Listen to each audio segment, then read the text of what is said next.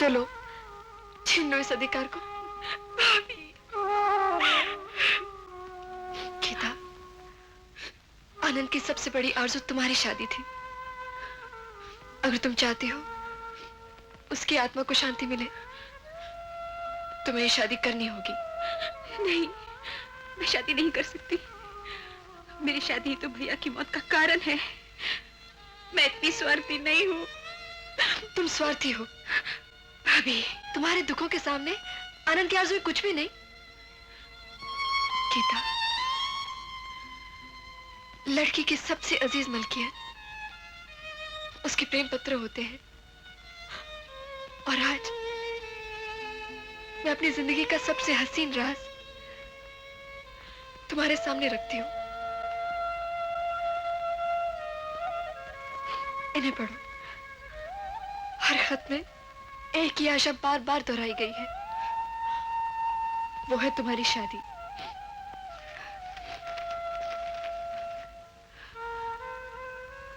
प्रिय नीलिमा, आज तुमसे दूर रहना मुमकिन नहीं, लेकिन गीता की शादी से पहले ये नामुमकिन है। जाने मन, अपनी सिर्फ दो आरज़ू हैं। पहली आरज़ू, गीता की टोली उसके ससुराल जाए, और दूसरी आरज़ू, तुम्हारी टोली मेरे घर आए।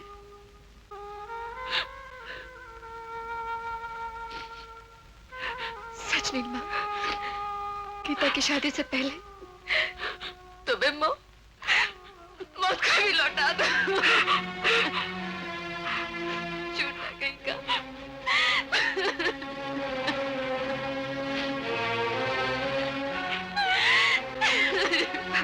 झूठा।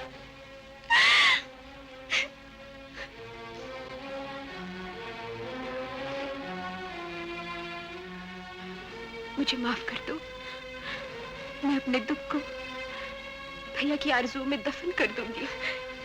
गीता, मैं शादी करूंगी भाभी, मैं शादी करूंगी।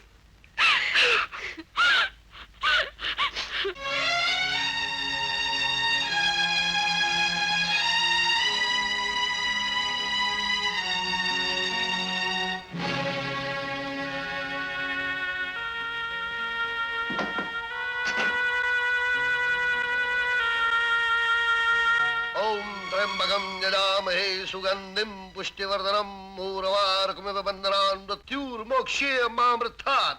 वही गिरा कांचन साहब। अब हम शिव जी के मंदिर में पूजा करके आए साहब, और देखो अब ठीक भी हो गया साहब। मगर आप कौन है? अब इस कोठी का चौकीदार है साहब। थोड़ा बहुत दवा दारू भी जानता है, इस वास्ते आपको एक्सीडेंट वाला जगह से उठाकर हम इधर ले आए साहब। और भगवान से बहुत पूजा किया साहब, बहुत तपस्या किया साहब, और भगवान ने हमारा बात सुन लिया साहब। वही गिरा कांचन साहब, और 2 महीने के बाद आप ठीक भी हो गए साहब। 2 महीने? क्या 2 महीने से मैं यही हूँ? अरे साहब, आप अकेला थोड़ी था इधर। गुरका बहादुर आपके साथ में था साहब। फर्क इतना था, आप सोता था, हम जागता था। मैं समझा नहीं गोरखा बहादुर। मुझे तो सिर्फ इतना याद है कि मेरा किसी के साथ एक्सीडेंट हुआ था। अरे बहुत जबरदस्त एक्सीडेंट हुआ था साहब। ऐसा एक्सीडेंट तो हमने जिंदगी में आज तक नहीं देखा साहब। वही कह रहे कांचू साहब। और साहब वो दूसरा आदमी था साहब, वो एकदम मर गया। आपके अंदर थोड़ा जान बाकी था, तो गुरका बहादुर आपको उठा के इधर लाया साहब। मगर जो मर गया, मेरा मतलब वो आदमी था कौन? वो तो नहीं मालूम साहब। पुलिस का गाड़ी आया, उसको ले गया। भगवान उसका आत्मा को शांति दे साहब, ऊपर चला गया। लो साहब, आप थोड़ा दूध पियो साहब, गरम गरम दूध पियो साहब। बहुत कमजोर हो गया साहब, आपको बहुत खुशी होगा साहब। ठीक हो गया, भगवान ने हमारा बात सुन लिया साहब। वही गिरे कांचू साहब।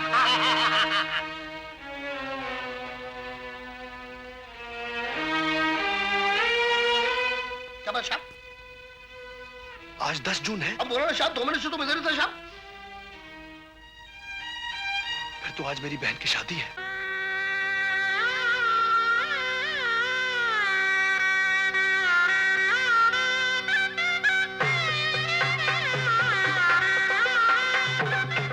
झिलमिल सितारों में चांद का टुकड़ा नजर आ रही है मेरी बहन।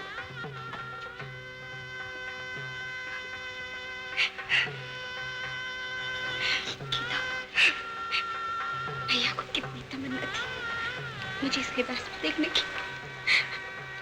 आज मेरे भैया। अपने आप को संभालो गीता, जाने वाले कभी लौट कर नहीं आते। चलो बेटी।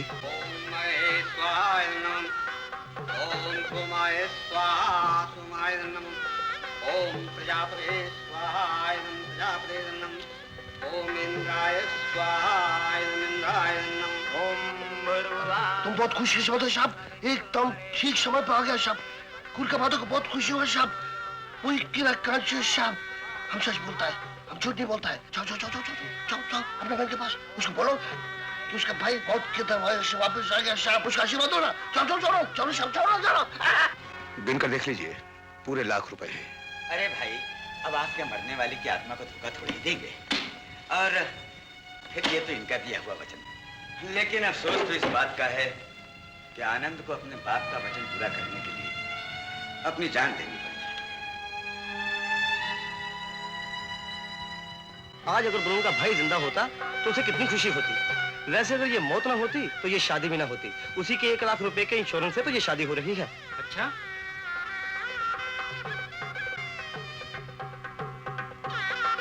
ए साहब, तुमको क्या हो गया साहब? क्या परेशानी? गुरखा बहादुर को बोलो साहब, आपका सब परेशानी दूर करेगा। वही किला कांची साहब सब परेशानी दूर करेगा। बोलो बोलो बोलो बोलो बोलो बोलो। कुछ नहीं गुरखा बहादुर, कुछ नहीं। अपनी बहन को दुल्हन बने हुए देखना चाहता था, सो देख लिया। अब और कोई तमन्ना बाकी नहीं रही। चलो। अरे चलो किधर? तुम अपना बहन का कन्यादान नहीं करेगा, उसको आशीर्वाद नहीं देगा? अरे तुम कैसा भाई है साहब? दुनिया वालों की नजरों में भाई की चिता जल चुकी हुई है गुरखा बहादुर। तुम तो चिंता है, हम सबको बोल देगा। वही किला कांची अभी जाके बोलता है सबको लोग। नहीं नहीं गुरखा बहादुर, मेरी जिंदगी मेरी बहन की अरमानों की चिता बन जाएगी। अब मेरी मौत ही मेरी बहन की जिंदगी है, और अपनी इस गुड़िया के लिए मैं एक बार तो क्या 1000 बार मर सकता हूं। तुम रवि, जानते हो तुम अपने बाप से बातें कर रहे हो? जानता हूं, और ये भी जानता हूं कि मैं उस बाप से बात कर रहा हूं जो अपने बेटे की कीमत वसूल करने की खातिर किसी का घर तक बर्बाद कर सकता है। पिताजी, आपने मेरी और गीता की शादी के लिए जो ₹1,00,000 की रिश्वत मांगी थी, उसके लिए गीता के भाई को अपनी जिंदगी तक कुर्बान करें। मैंने जो कुछ किया है ठीक किया है, और यही दुनिया का दस्तूर है। रवि, ये मत भूलो कि मैंने तुम्हें पाला पोसा पढ़ाया लिखाया और आज इस काबिल बना दिया कि तुम बाप की आंखों में आंखें डालकर बात कर रहे हो। और उन एहसानों की कीमत भी आप वसूल कर चुके हैं। जो नोट आपने आनंद की चिता से उठाकर अपनी तिजोरी में रखे हैं, उन पर आनंद के खून के निशान हैं, और वो निशान मेरे पश्चाताप के आंसू से नहीं धुल सकते। मैंने जो कुछ भी किया है उस पर मुझे जरा भी पश्चाताप नहीं, और न कभी होगा। इसलिए मैंने फैसला किया है, हम ये घर छोड़कर जा रहे हैं। चलो गीता। एक बार फिर सोच लीजिए, इस तरह घर छोड़कर चले जाना। मुझे किसी की हमदर्दी की जरूरत नहीं है। ये घर मेरा है, इस घर का मालिक मैं हूं। इस घर की एक एक ईंट मैंने अपने खून पसीने की कमाई से रखी है। तुम लोग समझते हो कि अगर तुम इस घर में नहीं रहोगे तो मैं पागल हो जाऊंगा? तुम लोग जा सकते हो, मुझे तुम लोगों की जरूरत नहीं है। चले जाओ।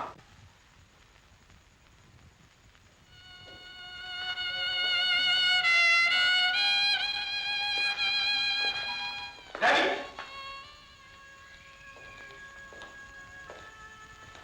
एक बात फिर सोच लो, अगर तुमने इस घर से बाहर कदम रखा तो आज से सब रिश्ते खत्म हो जाएंगे। पिताजी, अब भी आप सोचते हैं कि हमारे बीच कोई रिश्ता बाकी रह गया है, तो ये आपकी भूल है। चलो बेटा।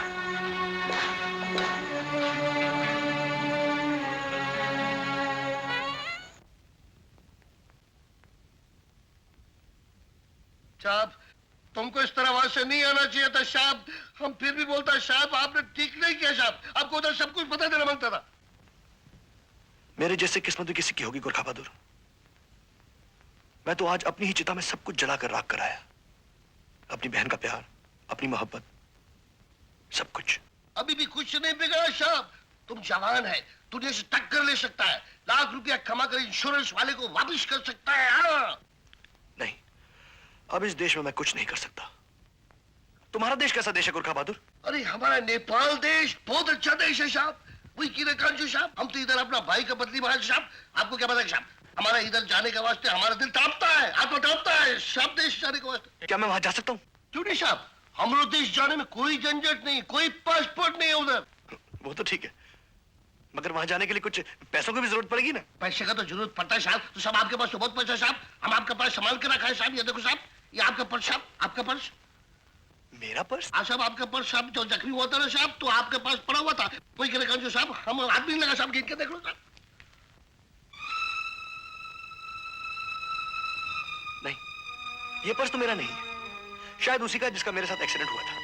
देखो देखो देखो, उसका नाम भी लिखा है, जॉन। जॉन का तो जान गया ना साहब। अभी तो पर्स साहब का हो गया ना साहब। अभी आप हमारे देश को जाना मांगते हैं साहब, तो इसमें जितना पैसा है आप आराम से हमारे देश जाना सकता है साहब। हमारा किसी पक गया साहब। गोरखा बहादुर, हाँ साहब। शायद तुम ठीक कहते हो। इन पैसों से मैं आराम से तुम्हारे देश पहुंच सकता हूं और नई जिंदगी भी शुरू कर सकता हूं। ये मेरा नया नाम कैसे रहेगा?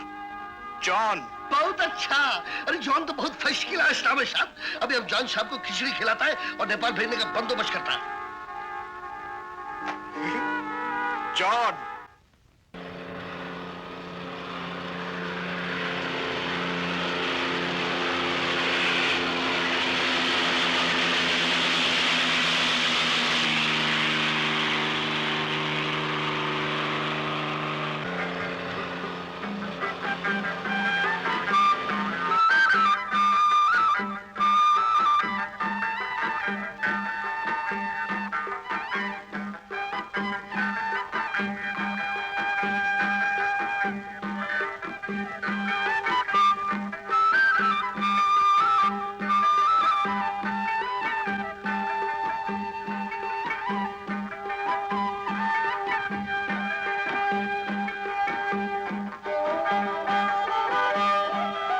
Welcome to Nepal mister John. Mister John, काय glad to meet you, glad to meet you, glad to meet you. आपने आने में बहुत देर कर दी। सब लोग आपके लिए परेशान थे। मेरे लिए परेशान थे? कौन? वो देखिए।